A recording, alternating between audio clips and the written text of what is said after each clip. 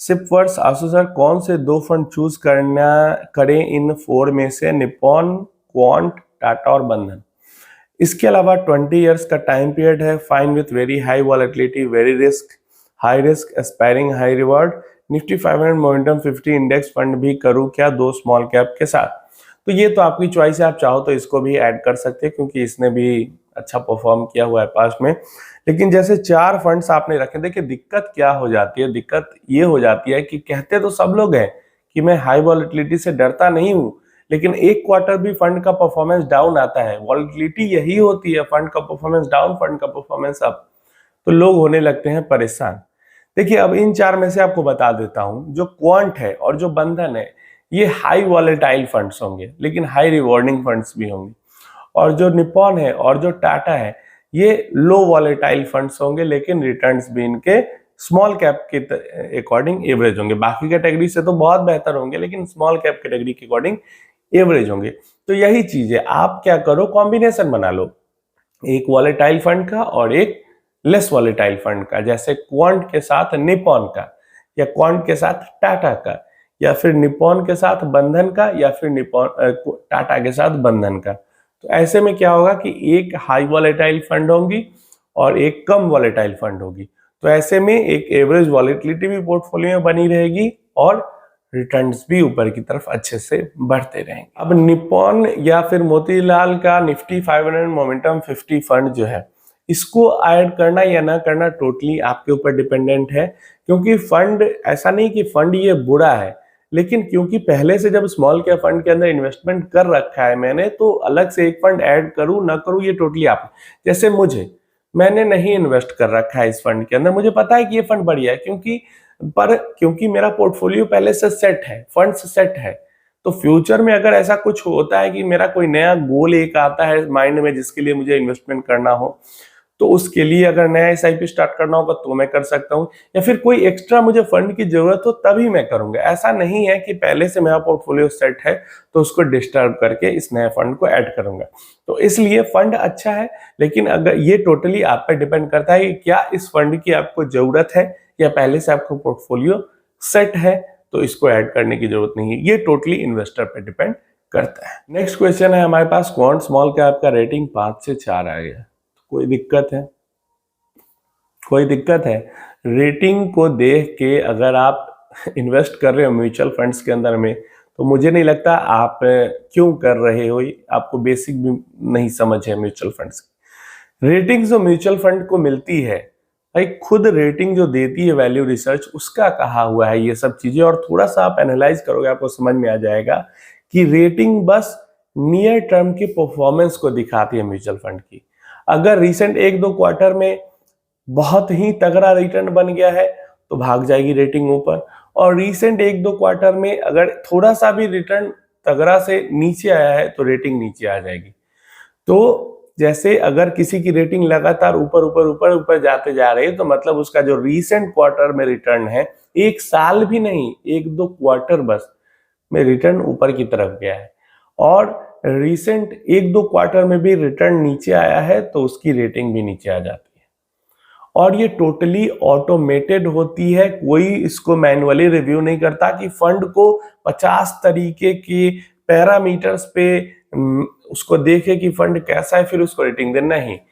Rating totally return पे dependent होती है एंड 1-2 क्वार्टर के ही रिटर्न उसको एडजस्ट कर देते हैं ऊपर नीचे। तो इसलिए रेटिंग को देख के म्यूचुअल फंड का कोई भी डिसीजन लेना बहुत गलत है, और ये मैं कई बार कर चुका हूं।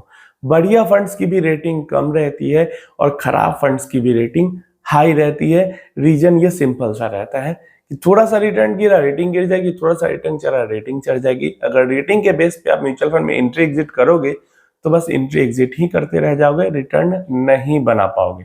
तो रेटिंग को आप बिल्कुल ही नजरअंदाज कर दे सकते हो, जैसे आप बिरयानी के अंदर से लौंग या इलायची को करते हो, वैसे ही आप म्यूचुअल फंड के अंदर रेटिंग को नजरअंदाज कर सकते हो। नेक्स्ट क्वेश्चन हमारे पास आ जाता है, from now I am investing 18,000 every month in 4 company, SBI, Tata Steel, Jio, BEL, is it good company for long term like 20 years?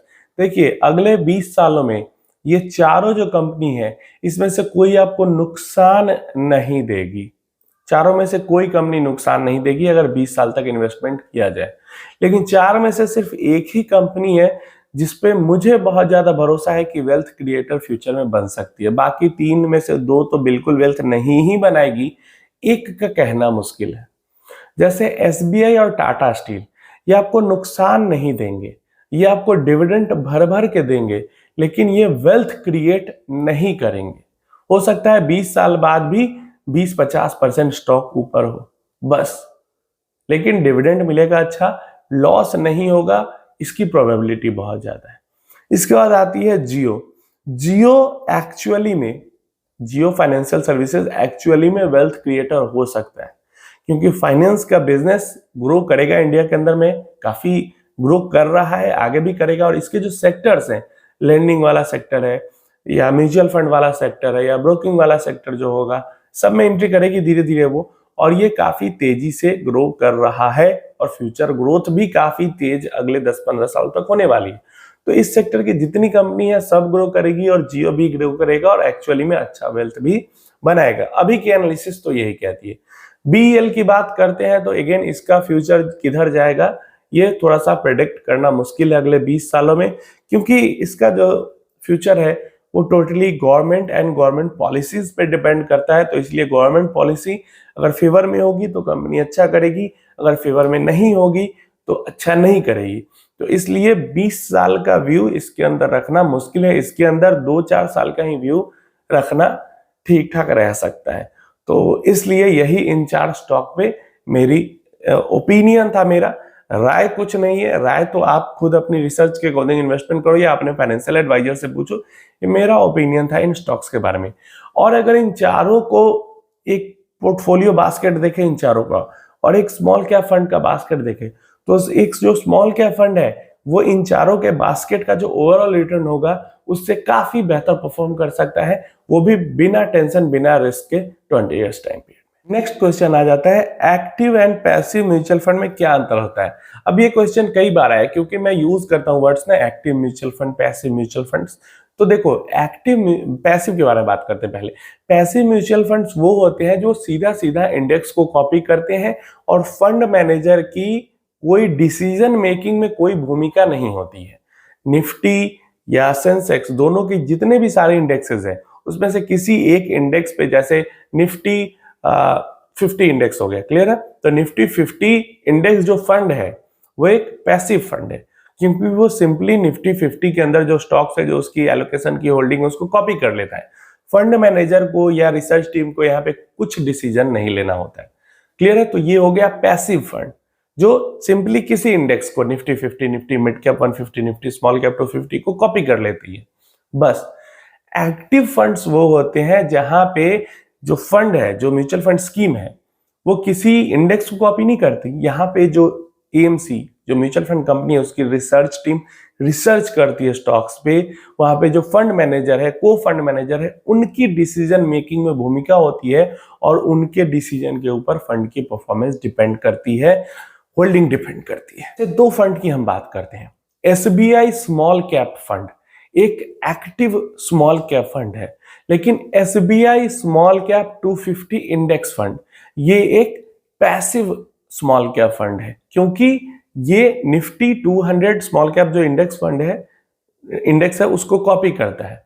लेकिन जो एसबीआई स्मॉल कैप फंड है वहां पे रिसर्च टीम, फंड मैनेजर की मिली जुली पूरी डिसीजन होती है इसके स्टॉक होल्डिंग के अंदर। तो क्लियर है, अब आपको एक्टिव और पैसिव फंड के अंदर समझ में आ गया होगा। सिंपल, जो एसबीआई स्मॉल कैप फंड है वो एक्टिव फंड है, SBI small cap 250 index fund एक पैसिव फंड है, एचडीएफसी स्मॉल कैप फंड एक एक्टिव फंड है, HDFC small cap 250 index fund जो होगा वो एक पैसिव इंडेक्स फंड होगा। उम्मीद है अब दोनों में आपको क्लियरेंस मिल गया होगा। किसी भी स्कीम के आगे इंडेक्स फंड नाम लिखा है वो पैसिव फंड है, वहां पे फंड मैनेजर की भूमिका नहीं होती है, और जो जिसके आगे इंडेक्स फंड नहीं लिखा है वो एक एक्टिव फंड है, वहां पे फंड मैनेजर रिसर्च टीम की भूमिका होती है। तो ये सारे क्वेश्चंस थे आज के। आपका कोई क्वेश्चन है तो वो नीचे कमेंट बॉक्स में पूछ सकते हो, किसी टॉपिक पे जानकारी चाहिए तो वो भी नीचे कमेंट बॉक्स में पूछ सकते हो।